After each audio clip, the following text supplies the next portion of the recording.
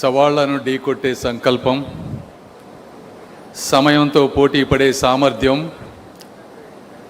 ఆంధ్రప్రదేశ్ అభివృద్ధిలో అలుపెరగని ప్రయాణం పోరాటం చేస్తున్నటువంటి మాన్యశ్రీ గౌరవ ముఖ్యమంత్రి శ్రీ నారా చంద్రబాబు నాయుడు గారికి విమర్శలను ఎదిరించినటువంటి ధైర్యం, పెట్టుబడి సునామీని సృష్టించినటువంటి పనితనం, వ్యక్తిగా మొదలై వ్యవస్థగా ఎదిగినటువంటి శ్రీ నారా లోకేష్ గారికి వినయం, విధేయత, వ్యక్తిత్వం కలగలిసిన టీడీపీ అధ్యక్షులు శ్రీ పల్లా శ్రీనివాస్ గారికి అంకిత భావం, క్రమశిక్షణ, చిత్తశుద్ధి, నరంలో ప్రతి స్వరంలో నింపుకున్న తెలుగుదేశం పార్టీ కార్యకర్తలకు, నాయకులకు నా హృదయపూర్వక నమస్కారాలు.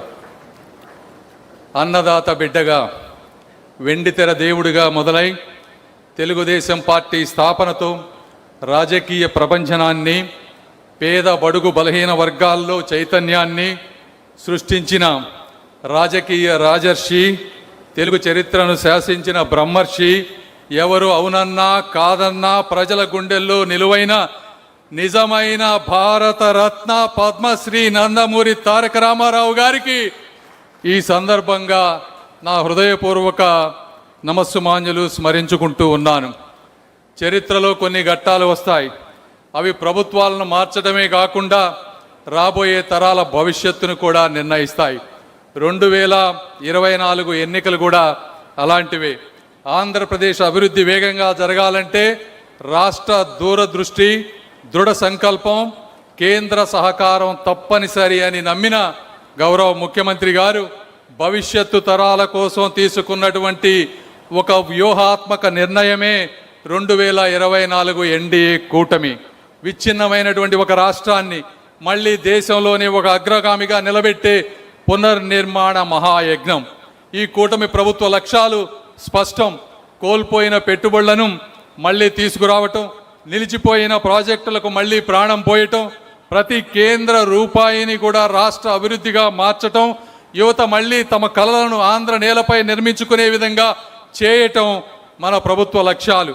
మన హక్కులను మనం సగర్వంగా సాధించుకుంటూ కేంద్రం నుంచి మునుపెన్నడూ లేని విధంగా నిధుల ప్రవాహాన్ని తెచ్చుకుంటూ ఒక సరికొత్త విజయ ప్రస్థానాన్ని మనం మొదలుపెట్టాం.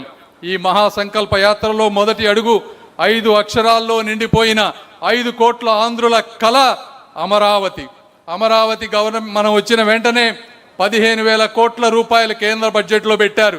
అందులో 13,500 కోట్లు బ్యాంకుల ద్వారా గ్రాంట్, 1,500 కోట్ల రూపాయలు కేంద్ర ప్రభుత్వ నిధి నుంచి మనకి ప్రామిస్ చేస్తే ఇప్పటికే 7,100 కోట్ల రూపాయలు రిలీజ్ అయినాయి. రేపటి తరం గర్భపడే విధంగా ఒక అద్భుత ప్రపంచ స్థాయి నగరంగా ఈ అమరావతి రూపాంతరం చెందబోతా ఉంది. మళ్ళీ చరిత్రలో ఎవరు కదిలించలేని విధంగా, పెట్టుబడిదారుల విశ్వాసాన్ని దెబ్బతీయకుండా, రైతుల త్యాగాలకు శాశ్వత భరోసాగా నిలిచే విధంగా దేశంలో దాదాపు అన్ని రాజకీయ పార్టీలను ఒకే ఒక్క పార్టీ తప్పించి వాటన్నిటి మద్దతుతో సాధించుకున్న అమూల్యమైన చట్టమే అమరావతికి చట్టబద్ధత. అమరావతి చరిత్రలో ప్రజల ఆకాంక్షలకు వ్యతిరేకంగా నిలిచిన ఏకైక నాయకుడిగా జగన్మోహన్ రెడ్డి గారు నిలిచిపోతూ ఉన్నారు. అది వాళ్ళు గుర్తుంచుకోలేకపోయారు. సంఖ్యలతో వాళ్ళు అమరావతిని బంధిస్తే ఒక సంకల్పంతో అమరావతిని సాధించామని చెప్పి మీ అందరికీ నేను తెలియజేసుకుంటా ఉన్నాను. రెండవది పోలవరం. గోదావరి జలాలు సముద్రంలో కలవకుండా రైతన్నల జీవితాల్లో కలవాలనేటువంటి ఏకైక లక్ష్యంతో ప్రారంభమైనటువంటి ప్రాజెక్ట్ ఈ పోలవరం. పోలవరం ప్రాజెక్టు పూర్తయితే 7 లక్షల ఎకరాలకు ఇప్పటి వరకు సాగులోకి రాకుండా ఉన్నటువంటివి, అదేవిధంగా ఇప్పుడు సాగు చేస్తూ రెండో పంటకి ఉపయోగం లేనటువంటి 23 లక్షల ఎకరాలు, అంటే మొత్తం 30 లక్షల ఎకరాలు సస్యశ్యామలం అయ్యి నీటి స్థిరీకరణ జరిగి రైతులకు ఆదాయం పెరిగేటువంటి అవకాశం. 540 గ్రామాలలో స్వచ్ఛమైన శుద్ధమైన మంచినీరు వచ్చేటువంటి అవకాశం. ఎందుకంటే ఒక గుంటూరు ప్రాంతంలో తీసుకుంటే 3 లక్షల ఎకరాల ఆయకట్టుంటే 3 లక్షల ఎకరాల్లో మొదటి పంట పండుతుంది. కేవలం 150,000 ఎకరాల్లో మాత్రమే రెండో పంట పండుతుంది. అంటే ఇంకా 150,000 ఎకరాల్లో రెండో పంట పండితే 40,000 రూపాయలు పైగా రైతుల్లో ఆదాయం పెరుగుతూ ఉంది. ఎందుకంటే ఆ రోజు పట్టిసీమ కట్టినప్పుడు ఎకరానికి 30 బస్తాలు పండే వరి పట్టిసీమ చంద్రబాబు నాయుడు గారు కట్టిన తర్వాత 40-45 బస్తాలు పండుతూ రైతుల్లో ఆదాయం పెరిగినటువంటి పరిస్థితి. ఇలాంటి బృహత్తరమైనటువంటి కార్యక్రమాన్ని అర్థం చేసుకొని ఆ రోజు 2014లో మన గవర్నమెంట్ వచ్చిన తర్వాత 7 మండలాలు, తెలంగాణలో ఉన్నటువంటి 7 మండలాలని ఆంధ్రప్రదేశ్లో కలిపితే తప్పి నేను ప్రమాణ స్వీకారం చెయ్యను అని చెప్పినటువంటి వ్యక్తి నారా చంద్రబాబు నాయుడు గారు. నెల నెల రివ్యూలు పెట్టారు.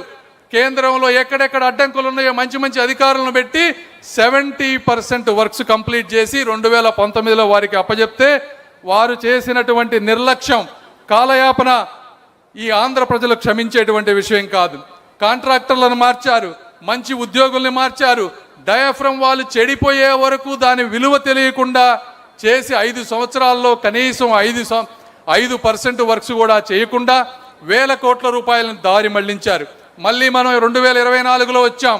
వచ్చిన వెంటనే మళ్ళీ ప్రాజెక్ట్ కాస్ట్ ఎస్టిమేట్ చేయించాం. 36,000 కోట్ల రూపాయలు మళ్ళీ రీఎస్టిమేట్ చేశారు.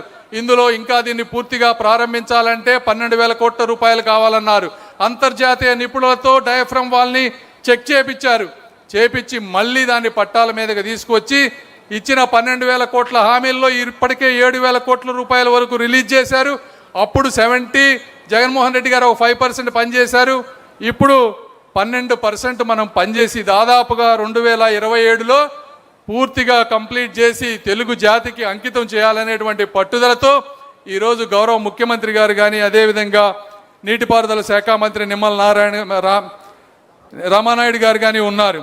ఇటువంటి ఆంధ్రుల జీవనాడి అయిన పోలవరాన్ని 5 సంవత్సరాలు సాగదీసిన జగన్మోహన్ గారు ఎక్కడ, 5 నెలల్లో అడ్డంకులన్నీ తొలగించి పరుగులు పెట్టించిన మేమెక్కడా అని మీ అందరూ తెలుసుకోవాలనుకుంటా ఉన్నాను.